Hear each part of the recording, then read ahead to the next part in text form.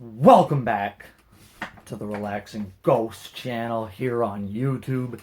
Today we got a special video regarding King of the Ring.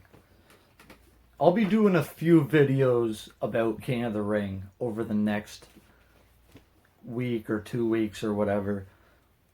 But first up, I want to give a shout out to Skitty McMahon. Special shout out to you, my friend. And if you would like a shout out in one of my next videos, make sure you drop a comment down below and say hello. And this is going to be my favorite King of the Ring matches. Matches that either took place in the tournaments or on the pay-per-views themselves. So we got quite a few matches here. I'm also going to do a King of the Ring ranking video, ranking all the winners, and another couple of videos related to King of the Ring. So I hope you guys enjoy. Just a little FYI, King of the Ring is actually one of my favorite WWE concepts. I really like the tournament kind of stuff, and Survivor Series 98, really like that. Like WrestleMania 4. I like the mystery of seeing who's going to advance and what kind of matches we could have.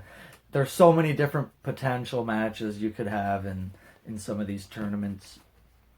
So, let's get into this, guys, with some of my favorite matches and pay-per-views and things like this. So, I'm just going to go in chronological order.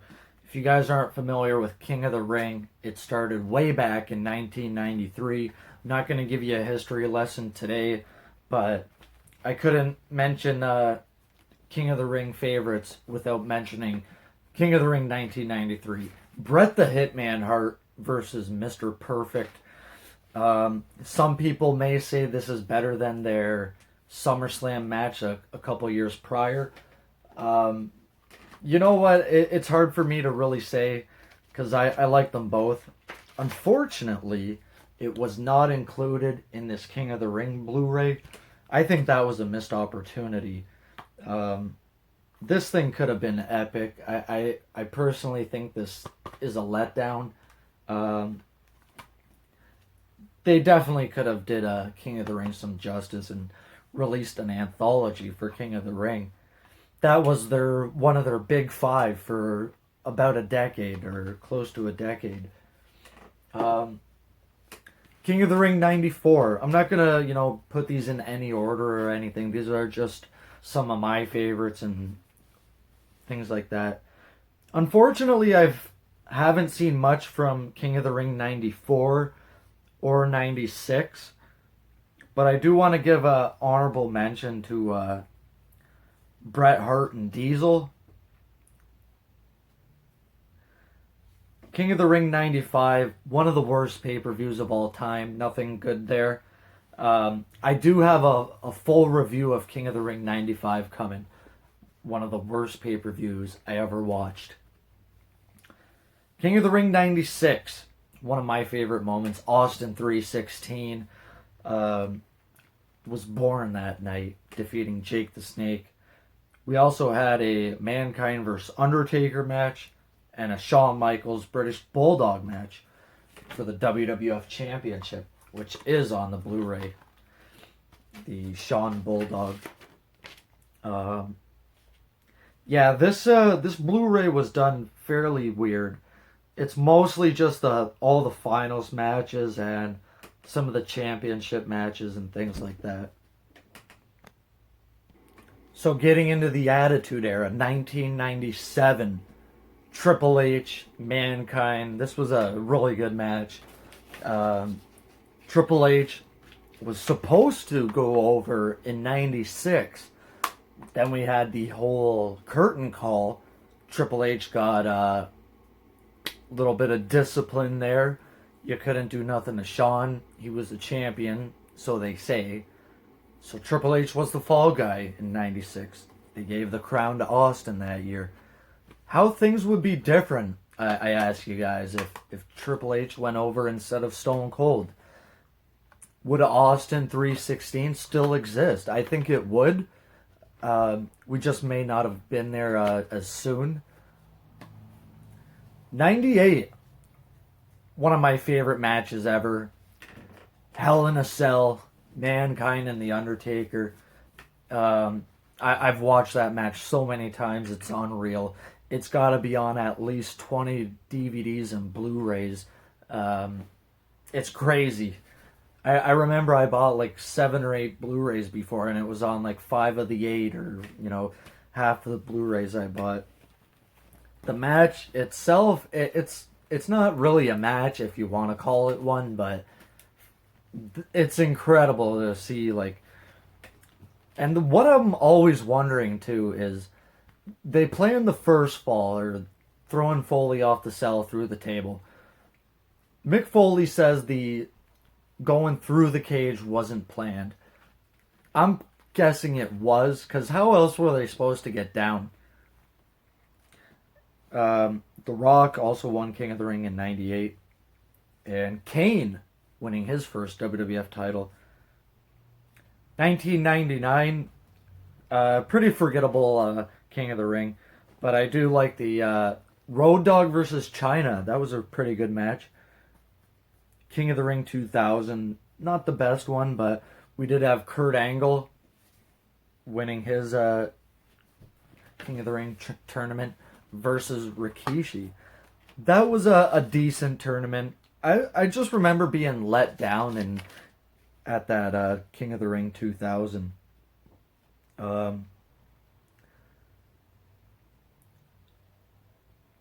With King Kurt, it was hard for me to get into him. I didn't really like him at the time, which is hard to say now because he's turned into one of my favorites ever. And at the time, Kurt Angle, he was dorky. He was, getting a lot of cheap heat. And I didn't like that cheap heat. I still don't like it. It's just annoying. And Kurt Angle, he did turn into something really special, though. I think it was around 2000 or where they stopped doing all the matches throughout the night. Because it started out where you would compete 3 times in a night, and eventually it was just the semifinals and finals. Yeah, here they still have the quarterfinals, but I actually would have liked to see Benoit, Jericho, or Eddie Guerrero here going through the finals in 2000. 2001 is probably my favorite King of the Ring pay-per-view event. Maybe not my favorite tournament, but it's definitely one of my all-time favorite pay-per-views. Similar to King of the Ring 98, I've watched this pay-per-view countless times.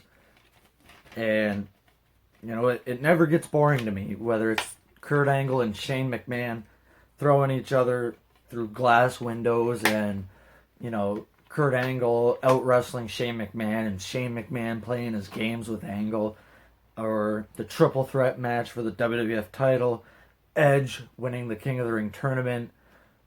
This was a really good pay-per-view. It may not seem that way on paper, but I enjoy the hell out of this. You were on the edge of your seat all night, wondering if Kurt Angle can win back-to-back King of the Rings, and then compete in a match versus Shane McMahon in a street fight.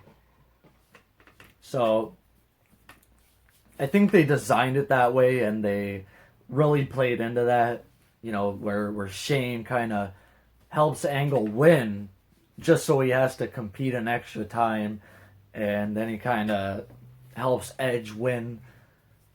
I don't think the King of the Ring really helped Edge at much first, but it was really cool to see that trophy Edge had. The kind of looked like the Stanley Cup.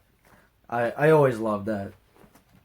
And it's rumored that Vince McMahon was losing his mind during that street fight, and he was calling it off because Shane McMahon got dropped on his head, and Shane McMahon was probably knocked out.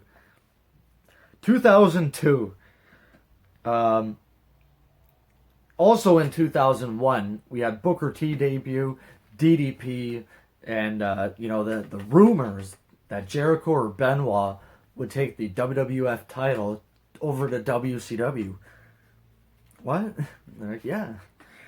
And then 2002, Brock Lesnar. I think this was it's a pretty underrated show. You got Kurt Angle and Hogan. Hogan taps out here to Kurt Angle. That's very rare to see. Triple H versus The Undertaker. I'm a fan of that match. Really good build to that. Triple H would destroy cameras and things like that. RVD versus Chris Jericho was a good match. And Brock Lesnar versus RVD was another good match.